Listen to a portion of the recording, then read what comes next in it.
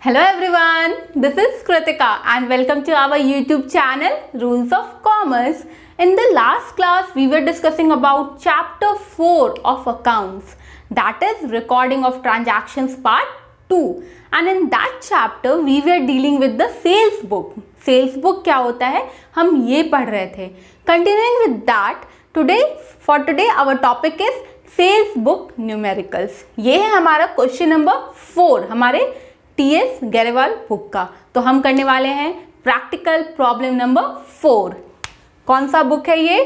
T.S.ग्रेवाल. तो I hope आपको ये तो याद होगा ना सेल्स बुक का फॉर्मेट क्या होता है. पहले हम क्या करते हैं, हेडिंग लिखते हैं सेल्स बुक और हमारा फॉर्मेट होता है. फर्स्ट कॉलम होता है डेट्स का, फिर हमारा कॉलम्स होता है particulars, third invoice number, fourth LF, fifth details, sixth होता है हमारा कॉस्ट का कॉलम, सेवेंथ होता है फ्रेट एंड कार्टेज का एंड एट्थ कॉलम होता है हमारा टोटल का. ये पहले हमें क्या करना है, फॉर्मेट ड्रॉ कर लेना है. क्वेश्चंस मैंने बोर्ड पे नहीं लिखा है, आपके पास बुक है आप वहां से देख सकते हैं. हमारा क्वेश्चन था कि sold to MS Gupta furniture house Delhi 100 chairs at ₹1500 per chair. MS Gupta को 100 चेयर्स बेचा है मैंने. प्राइस क्या है, 1500 पर चेयर. एक चेयर का दाम था 1500. तो टोटल प्राइस कितना आएगा आपका, 1,50,000. नेक्स्ट आइटम है 40 tables eight the rate of 2000 each. तो हमारा 80,000 का टोटल हो जाता है टेबल्स. डिटेल हम अब ऐड कर लेते हैं. 1,50,000 प्लस 80,000 कितना आएगा, 2,30,000. इसके बाद हमें ट्रेड डिस्काउंट भी दिया गया है 5% का.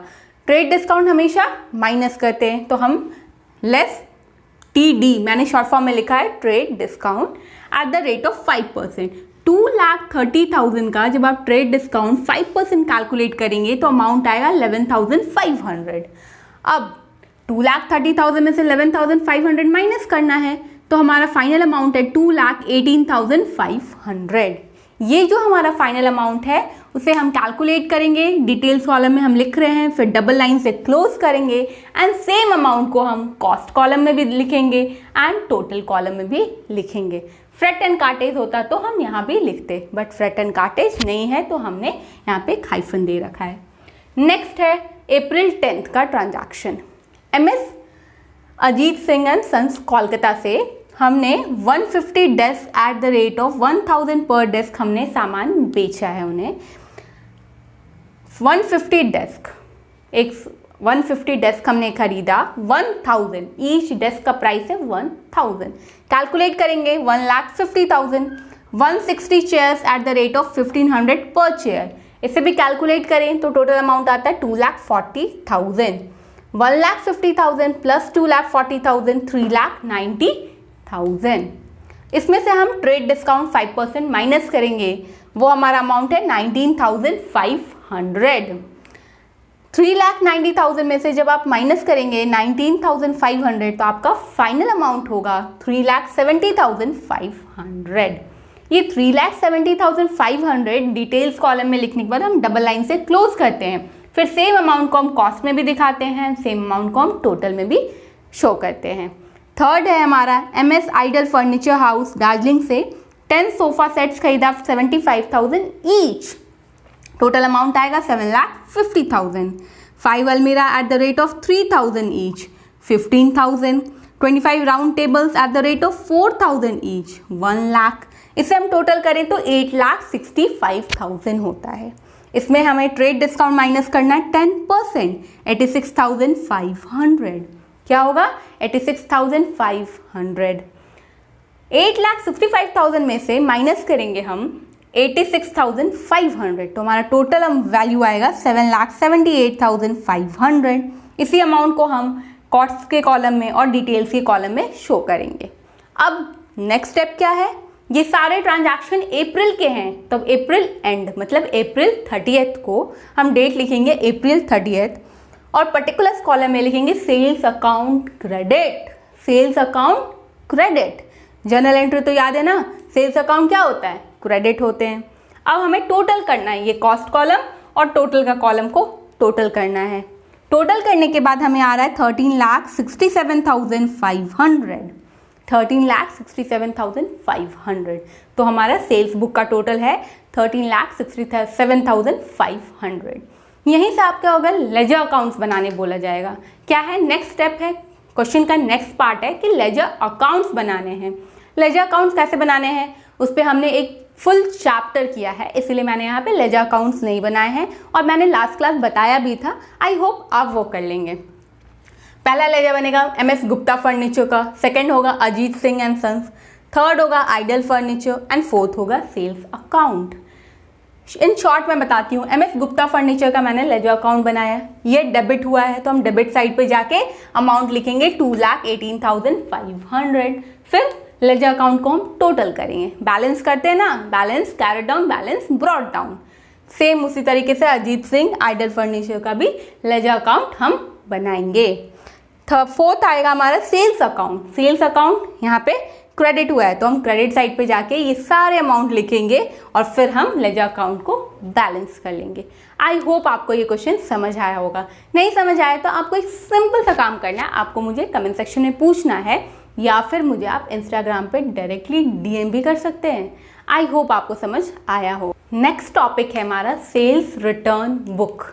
हमने लास्ट क्लास पढ़ा था कि परचेज रिटर्न बुक क्या होता है, सेम सेल्स रिटर्न बुक भी होता है। जिस तरह से हम परचेज रिटर्न बुक बनाते हैं हम सेल्स रिटर्न बुक भी रिकॉर्ड करते हैं।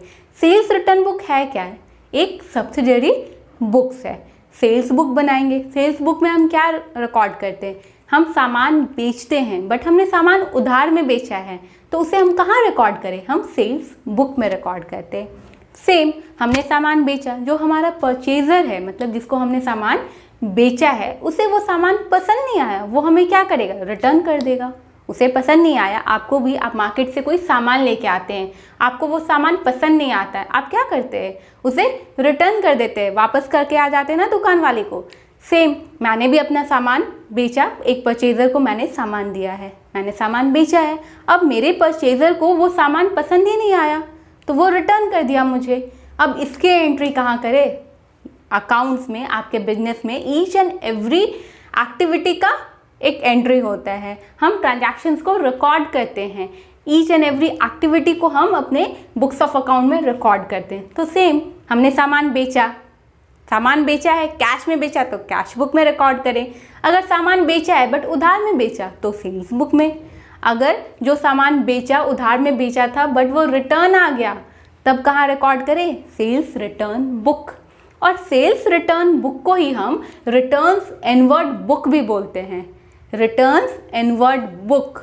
और परचेज रिटर्न बुक को क्या बोलते हैं, रिटर्न्स आउटवर्ड बुक।